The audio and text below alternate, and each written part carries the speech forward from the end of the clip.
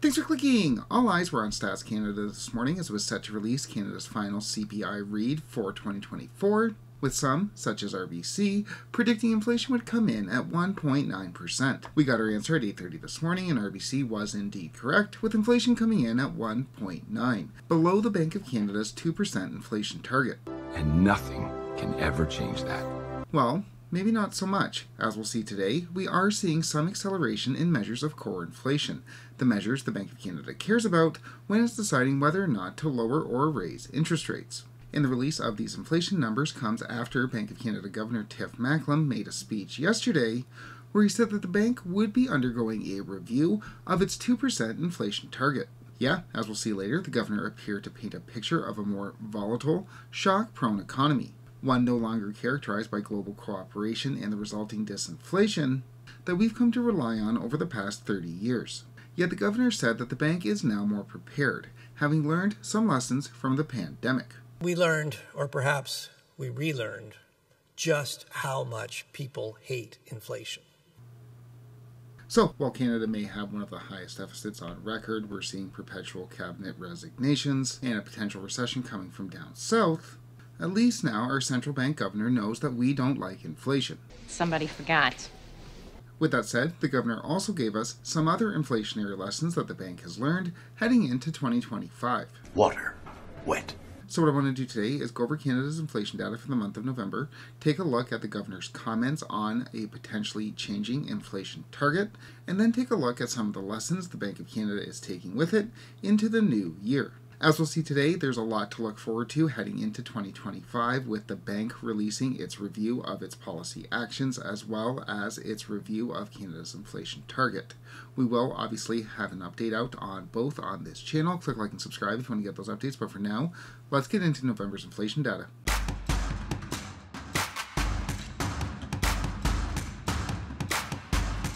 Onto the data. As mentioned, Canada's inflation rate came in at 1.9% in November.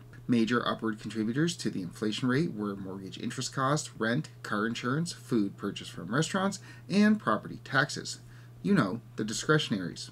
Meanwhile, major downward contributors were travel tours, telephone services, women's clothing, computers, and air transportation. So, throw on a dress, book yourself a trip out of the country, and you're all set. I think a modicum of gratitude would not be out of line here. With that said, measures of core inflation, those measures that strip out the more volatile items like food and gas, are showing some concerning signs month over month, with both core trim and core median continuing to show elevated month-over-month increases. Year over year, we're still okay, sort of, coming in at 2.6 and 2.7, but that month-over-month acceleration that we've been seeing over the past few months could become a problem in a few months from now, as it will start to show up in the year-over-year data. So, measures of core inflation definitely a bit concerning, as it's the third month in a row of acceleration, but headline inflation still coming in below 2%. But Bank of Canada Governor Tiff Macklem used his speech yesterday to stress that Canada may no longer be able to rely on a 2% sustainable inflation rate going forward. The combination of higher sovereign debt, higher long-term interest rates, and lower economic growth is making the world more vulnerable. War, geopolitical tensions, and the rising threat of protectionism are compounding these vulnerabilities. And yeah, the governor is talking at least a little bit about the escalating tensions emanating from down south, but I also think he's speaking about what the bank has been talking about for some time now.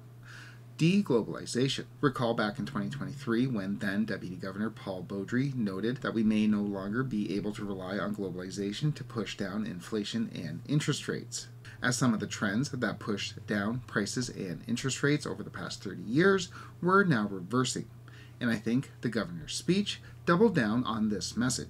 Trade protectionism and economic fragmentation are rising, and the appetite for global cooperation is waning. Shifting international relationships are adding uncertainty and costs and altering investment plans. And given these underlying pressures, the governor brought up whether or not a 2% inflation target is still realistic. In a more volatile world, how do we identify and measure underlying inflation? Is 2% still the right target for the future? You gotta be Yeah, wow, that's a big difference from May of this year when the governor was defending the 2% inflation target. But it's not just the governor bringing this up. We are hearing from a growing chorus of voices saying that the central banks of the world targeting 2% is no longer viable. And we're already seeing this in the United States, with the US CPI coming in at 2.7 as of recent, and the Fed is still cutting interest rates, apparently abandoning that 2% target in practice, if not in name. Which raises the obvious question, so what? The central banks changed the inflation target up to 3%, say, and we're home free. Rates can go back down to 0, and we're off to the races, we all get rich. Sure, it all adds up. Well, not so much, and we can see that clear as day in the bond market. The Federal Reserve first cut rates by 50 basis points in September, and then again in November by 25. And the bond market responded with the yield on the 10-year Treasury, how much the United States pays to borrow money for 10 years, popping up over 70 basis points. If central banks are now going to allow higher inflation, if they're going to be cutting when inflation is not at that 2% target, then investors are going to want a greater nominal return on their money to make up for the lost purchasing power, the money lost to inflation. So that's what the Bank of Canada is talking about when it says it's going to review the inflation mandate, allowing higher inflation, meaning higher interest rates for all of us. With all of that said, this is a central bank that has learned some lessons over the past few years, and not just that Canadians don't like inflation. The governor took the time to discuss the central bank's review of its pandemic policy actions, as well as the independent committee's review of that review, the ones who, as we've discussed before on another video on this channel, already agree with the Bank of Canada. So the Bank of Canada has been conducting a review of the policy actions we took to restore financial stability and support the economy during the pandemic. This work is nearly done, and once it's completed, we will publish our review together with an assessment by an independent panel of experts. Now, if you'll recall, Deputy Governor of the Bank, Sharon Kazicki, had already mentioned this review back in June, when she said that inflation was driven largely by supply, in that there was very little correlation over the past 30 years between money supply and inflation. Then, if you'll remember, a few weeks ago, I sent the governor a children's book on money printing and inflation in the hopes that it would help with the bank's review.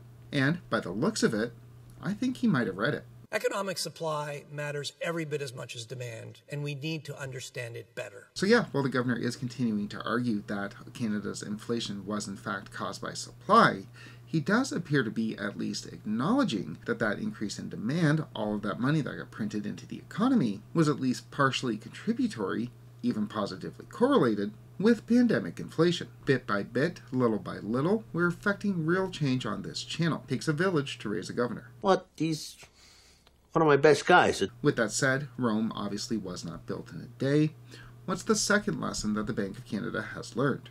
With high demand, businesses felt they could pass on more of their cost increases than usual, and more rapidly. What we learned is that in some contexts, businesses can dramatically change their price-setting behavior. You just learned that. The businesses will pass on higher costs to consumers if they think the consumer will pay. I took the time, I double-checked with Western. He's got a PhD. Well, I think the central bank actually did in fact know that. It's pretty basic in economics, and they also published a report back in 2019 where the bank noted that consumers and businesses spend time and effort to protect themselves from the effects of rising costs. How did you think businesses protect themselves from the effects of rising costs? Wear a sweater? Bring an umbrella? On you. There he goes. With that said, I suppose that 2019 article was not written by the governor, who, by the way, is looking for additional staff. The bank has added an external deputy governor to provide a fresh perspective, and we are currently recruiting for a second deputy governor, so send me your CVs.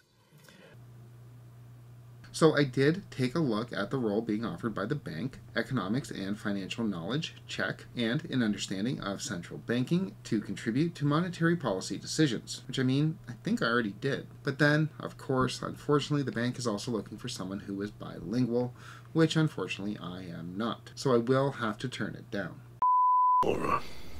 Regardless, in summary, Canada's inflation rate came in at 1.9%, with measures of core inflation showing some continued signs of acceleration. The bank is expressing some murmurings of raising the inflation target, and the central bank has learned that Canadians don't like inflation, that businesses are greedy, and that money printing is partially contributory to inflation. Money well spent. The extent to which today's inflation numbers are a concern for the Bank of Canada will obviously become more clear next month when the bank delivers its next interest rate announcement on January 29th.